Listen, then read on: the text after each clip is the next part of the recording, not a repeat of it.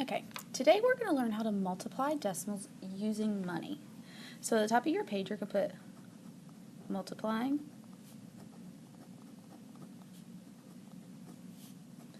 decimals.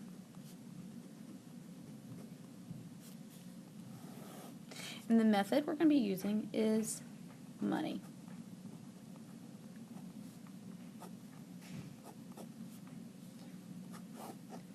I love using the money method the best because it is real life. You're going to have to use money in the real world, no matter if you're a doctor or if you work at school. No matter what it is, we need money because the world runs on money.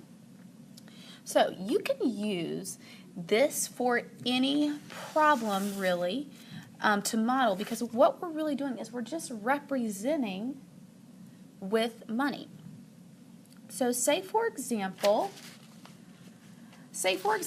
I was going on a run and I was running 4.2 miles 3 times a week.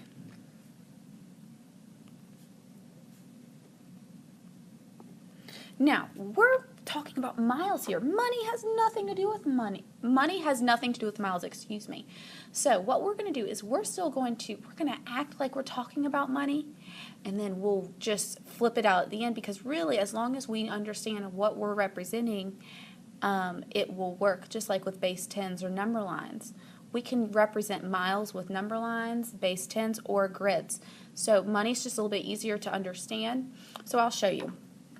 So what I would do is I would do a square and put a 1 in front of it.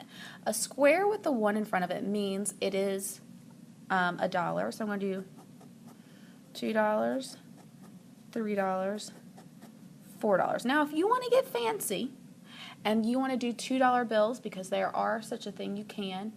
If I were you, I wouldn't really just make a $4 bill, because there's no such thing as really a $4 bill. Then I would do a dime, and I would do a dime. So now it looks like $4.20 because I'm ignoring the unit right now. So I have to do it 3 times.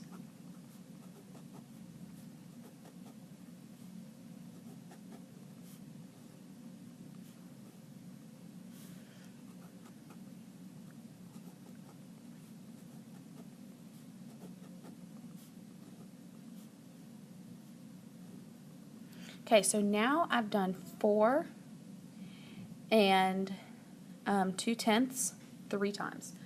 So I could have 420 here, 420 here, 420 here. I could add them all up, and the reason I put 420 next to it is to show you that's what it models.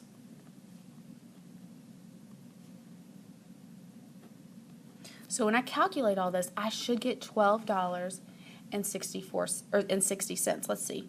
And just like in the real world, if I had the money right here in front of me, I would do 1, 2, 3, 4, 5, 6, 7, 8, 9, 10, 11, 12.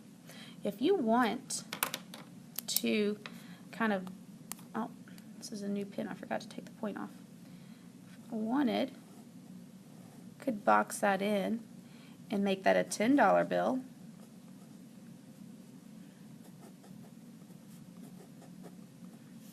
Okay, now I have 1, 2, 3, 4, 5, 6. I could do 25. 25. That represents 1, 2, 3, 4, 5. That represents that, and 10. Okay, so now if I calculate that, that's 10, 11, 12, 12.25, 12.50, 12.60. Okay, now we modeled this with money, but the answer would be 12.6 miles. All I did is I just changed out money for miles. I still get the same answer. Okay, so here's a method to check. Here's another method you could use. You could check with base 10. You could also check with grids or number lines. either way. Now, this is a great method to use if you are multiplying by a small number, such as 3. But if you're multiplying by 25, I would not want to draw 4.2 out 25 times. I just wouldn't want to, because that would be a lot. Money is really good if this number's high, but this is low. I'll show you why right now. Say we had, well, it's 10:36 right now. So say we had $36 and 10 cents, and I was doing it times, we'll say 2. Say I had $36.10 in my pocket, and my sister came along and she said she had the same amount. How much money do we have total? So the reason why money would be really good to use with this problem right now is because this is really high. I definitely would not want to draw in 36 grids twice. I wouldn't want to draw 36 in on a number line, and I wouldn't want to draw 36 base 10 out. So what we could do is we could do, here's a $20 bill, here's a $10 bill, here's a $5 bill, and here's a $1 bill. So now I've made $36, and then I just need to do 10 cents. That was so easy for me to do right then and there versus doing all those grids. So I have to do it twice.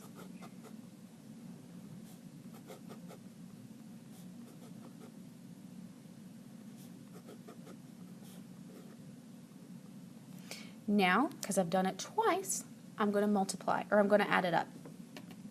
20, 40, 50, 60, 65, 70, 71, $72, and then I have 2 dimes, so I have 20 cents.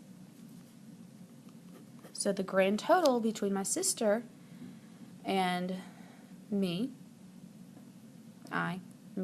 Tell me if it's me or tell me if it's I in the correct contents tomorrow. Let me know. That's your special clue, so I know you're watching all of this and you're not just fast forwarding to the end.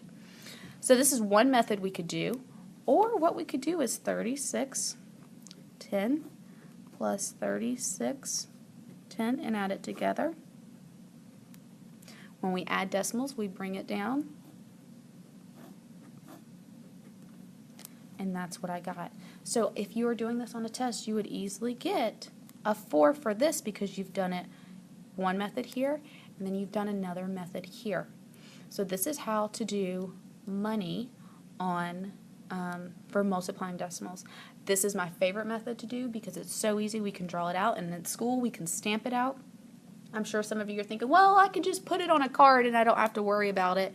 That's okay. Yeah, you're right. But if you ever own your own company, or maybe a t-shirt store, Keon, or you might be selling some of your artwork or whatever that may be, you're going to need to know how to calculate this and multiply it.